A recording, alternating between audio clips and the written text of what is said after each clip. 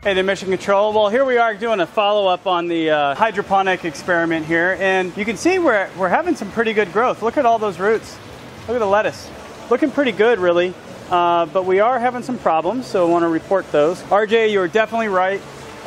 Anywhere where the foam board is not, we've got algae. Lots of algae, nice and thick. So that's going to create an anaerobic condition because algae will suck up the oxygen. Some of the plants are doing better than others as far as their ability to grow in hydroponics. That's not unexpected. The nasturtiums, boy oh boy, they're doing really well here. And I think a few things really on this. One, never put coco coir in there. That just pollutes the system. Two, don't cut them.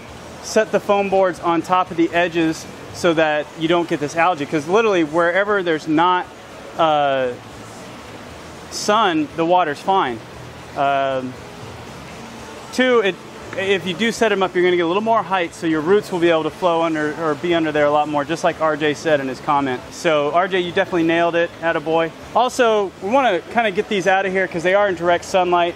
Really, it all needs to be over on the north side of the building. So what we're going to do today is I'm going to transplant these into aquaponics, into the media beds. We really want to see how the nasturtiums do.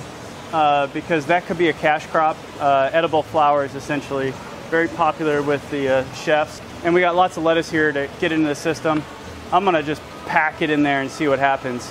And then we're going to let this thing drain down, get the algae out, clean it up, and this will be a microgreen bed. I'm going to start on that, and we'll see where it goes. Just got done getting all the plants moved out and planted.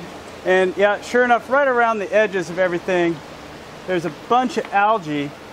And then everything in the middle, though, is fine. The only problem that was in the middle is that when I transferred over the starts, some of them had coco coir in them. Too much coco coir, I should say. Got to get that all out of there. Hey, you know, we did this experiment because, you know, I wanted to see if it would work. Certainly there were some things that did work. There's a lot of things that didn't. RJ Aquaponics, he had it dialed in. He knew what was going to happen. But now we have video evidence, so everybody else who comes behind and wonders if you can do this, the answer is not really.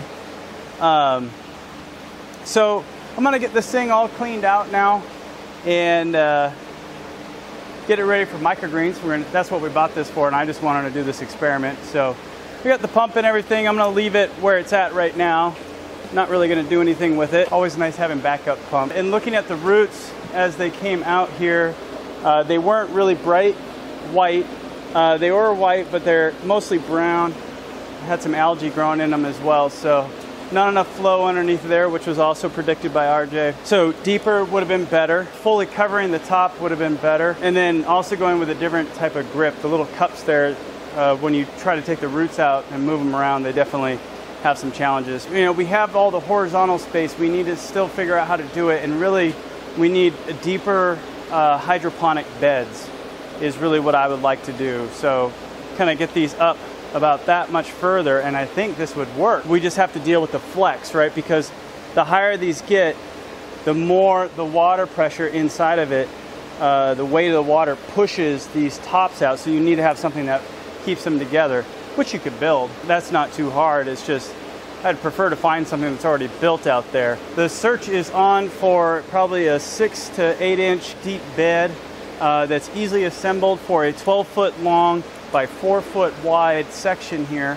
If I buy what they already have, which are the 4-foot by 4-foot by 12 inch, then I have to have multiple hosing tubing here to run all the water to it. It gets more expensive that way. So that might end up being what we have to do, but we're going to try to avoid that. Going to get this emptied out.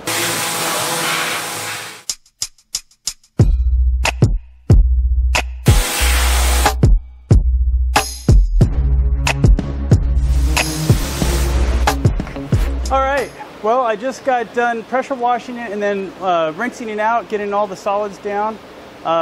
So it's pretty much ready for microgreens now. I don't have the automated bottoms-up watering here yet, but we can do top-down watering here with like the peas and stuff.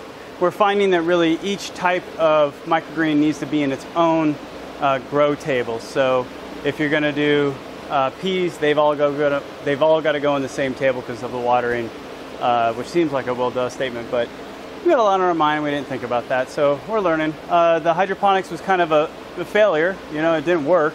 I guess that makes it a failure, but failure leads to learning, and learning leads to success. So as long as you're learning, then that's okay. Need to figure it out because vertical space is part of what we need to do here. We got to be able to go up. That's why we have the big shelves. It's not just about growing stuff in aquaponics or growing microgreens or doing one little bit of hydroponics. It's about we've got to get all the vertical space in here filled up with vegetables so we can feed 4 families of 4 out of this building when it's in its full food provision configuration. So, whew, boy, it is really hot in this sun though, and you guys are sitting just right in the shade. I'm thinking on the shades, we probably should put on the inside, put them all the way across. And then on the outside, we could do something out there as well to help reduce the heat. Kind of thinking about that. I don't know yet though. The reason I don't like the putting something outside the building with the shade is because it's going to drag across the outside fabric, and that's going to reduce the life of the building's cover. We'll see. I'm also thinking that I need to open up the doors, the big doors. I need to cut the insulation. I need to create a seam, excuse me, create a seam all the way around the doors, and then with the metal tape and kind of screw them all in and get the doors completely sealed up that way, and then cut the middle section out, and then put a screen there, and I can open that and get a lot more hot air, a lot more cool air coming in when the fan is on. So that could really help reduce the temperature in here as well, especially when we get into the deep summer months. But then the problem is I got to reseal that door for winter and re-insulate it. So no matter what we do, there's a whack-a-mole. Hey, thanks for following along in this video. I hope you enjoyed it. Look forward to your comments. If you did enjoy it, be sure to give us a thumbs up and hit subscribe. Don't forget to hit that little bell. It's to notify you when we put up new videos. You can also follow us on Facebook and on Twitter and on Patreon. In the meantime, this is The Real Martian, out.